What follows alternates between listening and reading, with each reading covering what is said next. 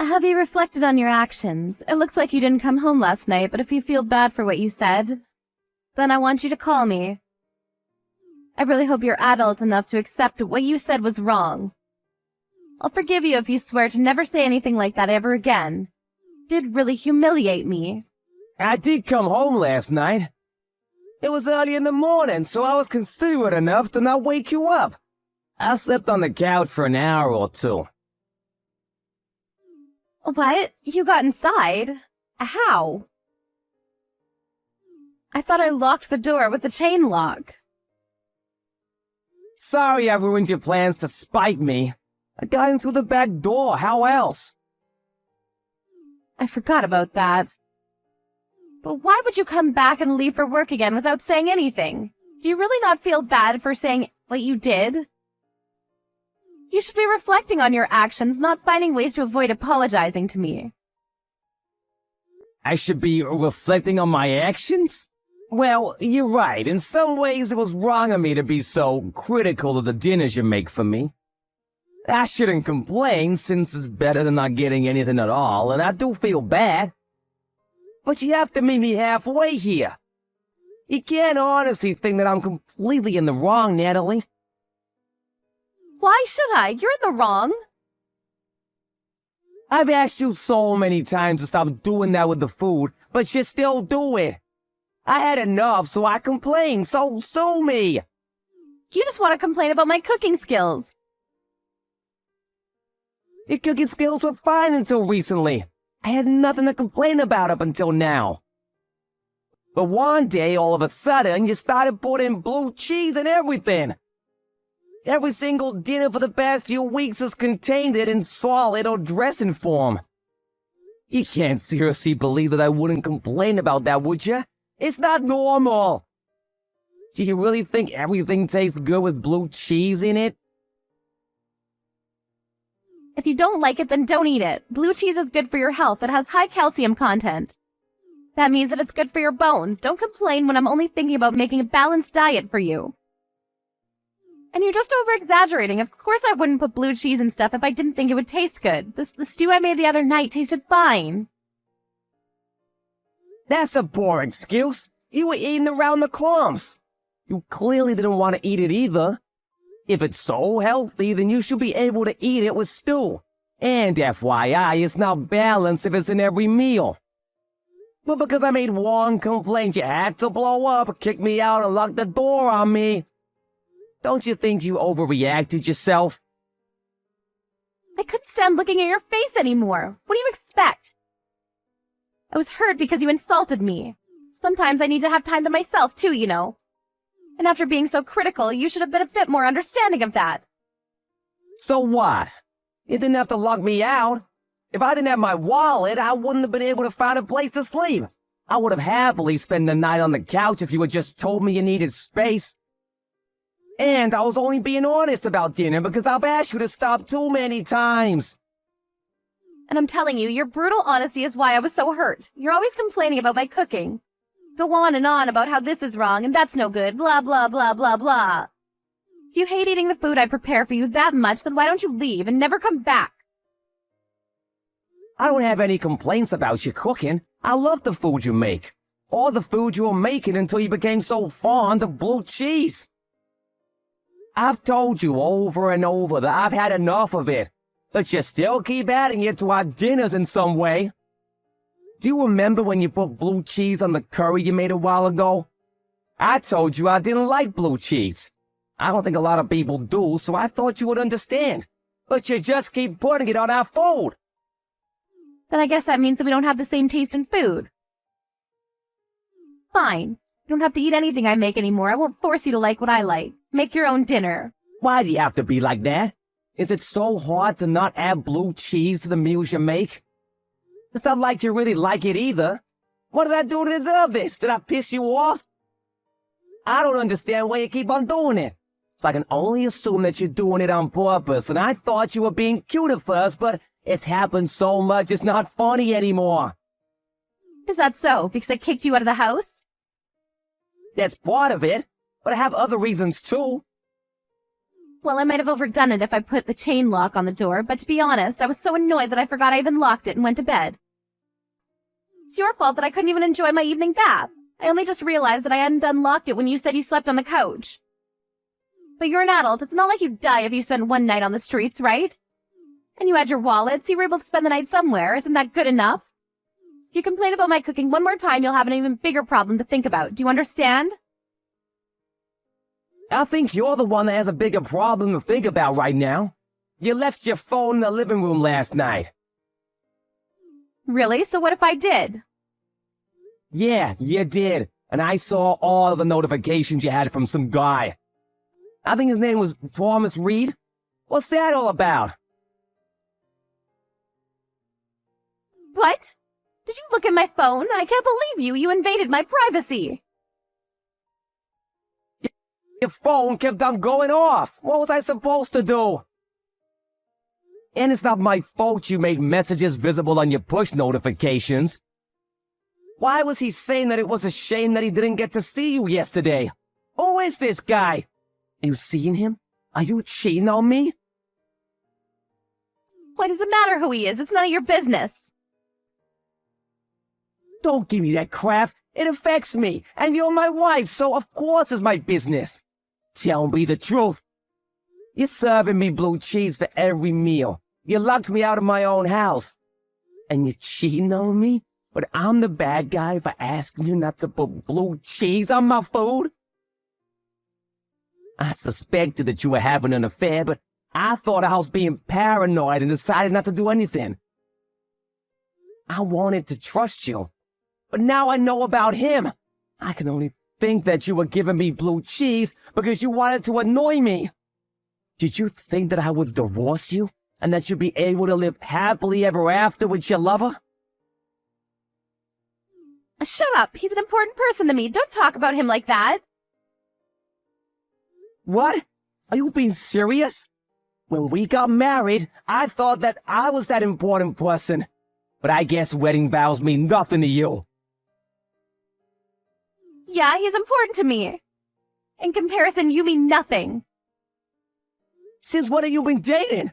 How long have you been cheating on me? Since way before. He's my childhood friend. He knows me more than you do, and he's a lot more fun to spend time with. All you do is complain about my food, and I can't be with you anymore. He understands me, and I understand him. We were meant to be together, but you got in the way of that. Oh, really? It sounds like you've been cheating on me for a long time. It's already been 3 years since we got married, and in the beginning you were making dinners like a normal human being.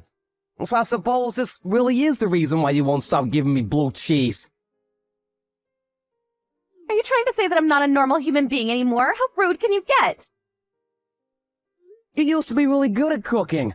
I was really grateful that I would come home from work with you and a great meal waiting for me. Before I knew it, you were adding such weird stuff to our food, and I had no idea why.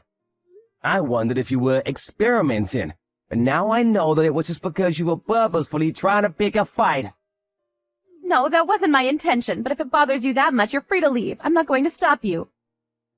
I don't plan on changing the way I cook either. I'm going to make what I like.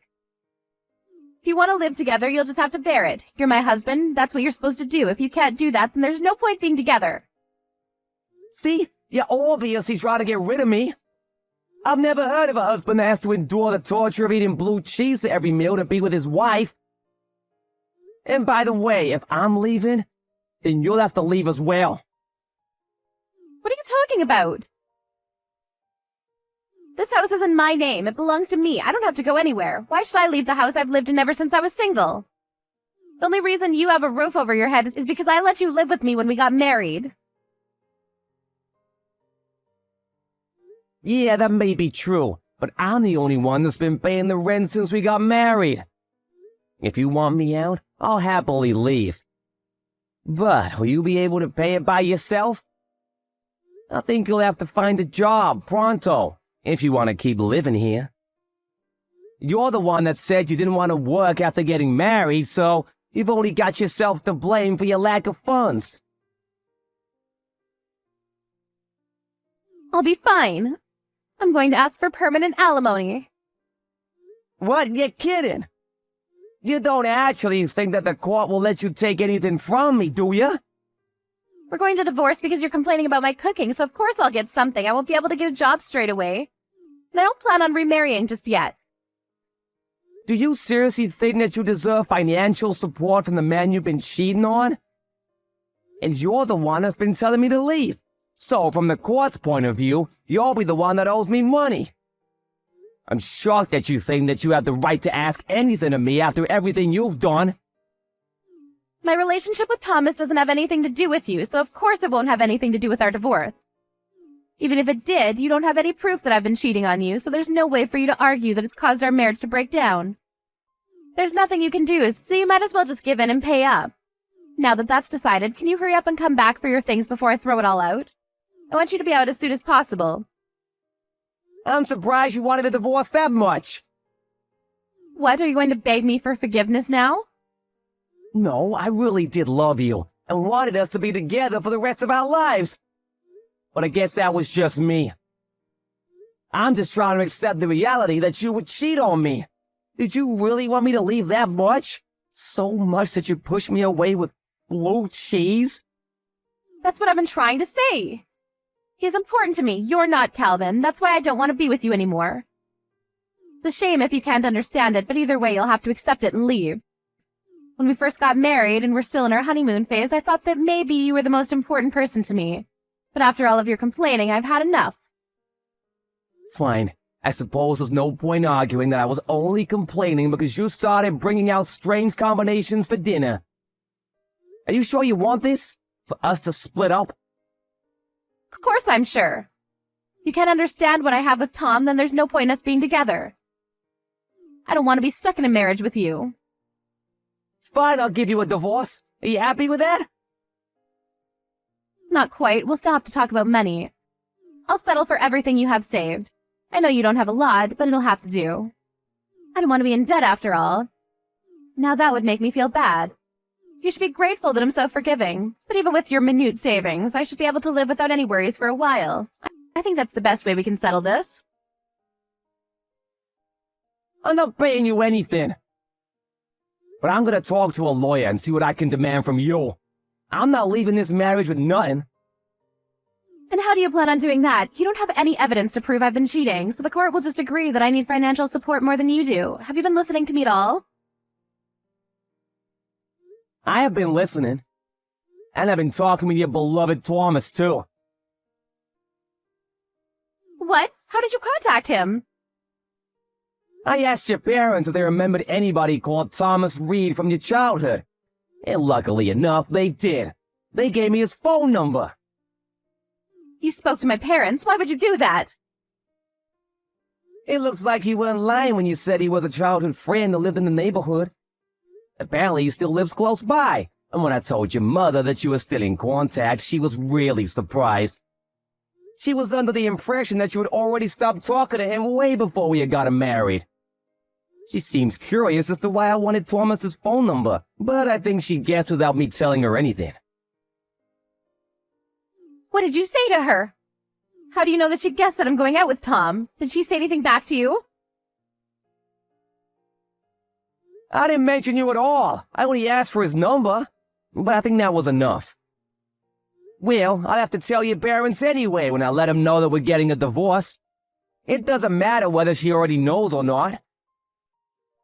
Don't do that. You can't do that to me. They can't know. Why not? It's the truth. What do you mean, why not? They're my parents. They don't have to know about Tom. If you tell them, you'll just be hurting them. You're the one that's hurting them. You're the one with the affair. What's the real reason why you don't want to tell them? They're gonna want to know why we're getting divorced. Are you planning on lying to them as well?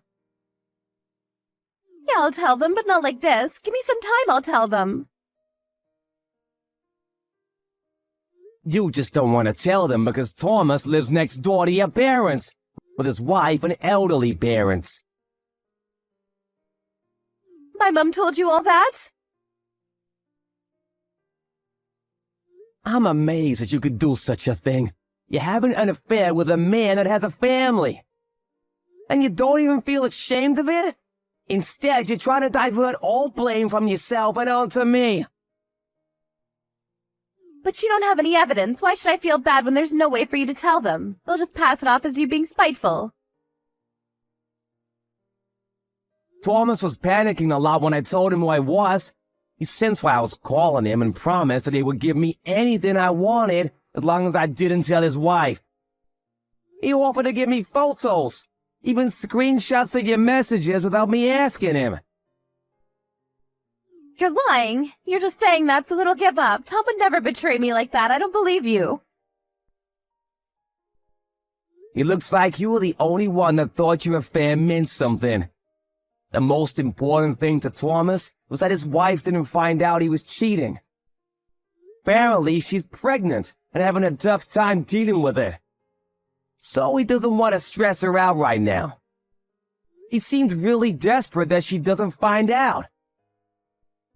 But he told me that he loves me more than he loves his wife. He's supposed to not care about his wife at all. He's just saying all of that because he's working in the company his wife's parents own. I know that he loves me. He just can't say anything because he might lose his job. He'll protect me when he has to. Are you sure about that? It didn't take him long to decide what his priorities were. He sold you out the second he found out what I wanted with him. Thanks to that, I have photographs showing the both of you together, and I'll be able to use them to file for a full divorce. He coughed up evidence without a problem, so I plan to keep my promise of not telling his wife. But I don't know what will happen if I tell your mother. She might go next door and tell Thomas's wife and parents what's happening between the two of you. You can't let that happen. Nothing good will come of that. You'll destroy a family. Please don't do that. Tom will hate me if that happens. He won't ever want to be with me ever again. I'll lose him.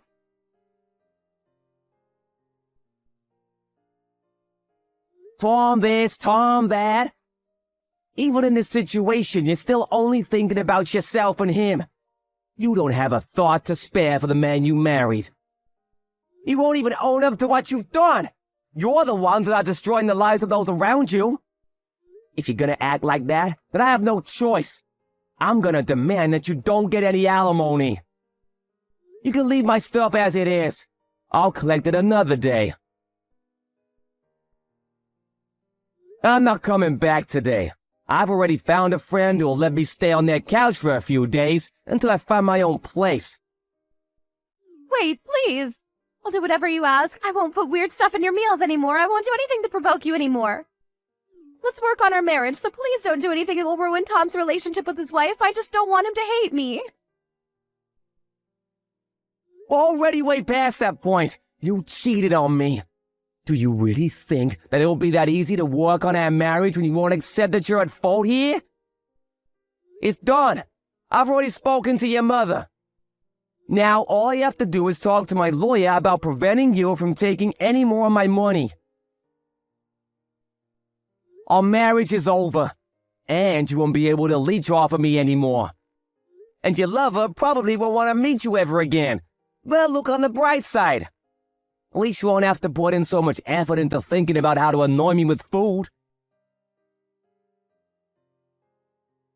After hearing about the divorce and the reason that led to it from Calvin, Natalie's mother headed straight to the Reed's house next door to speak with Thomas and his wife.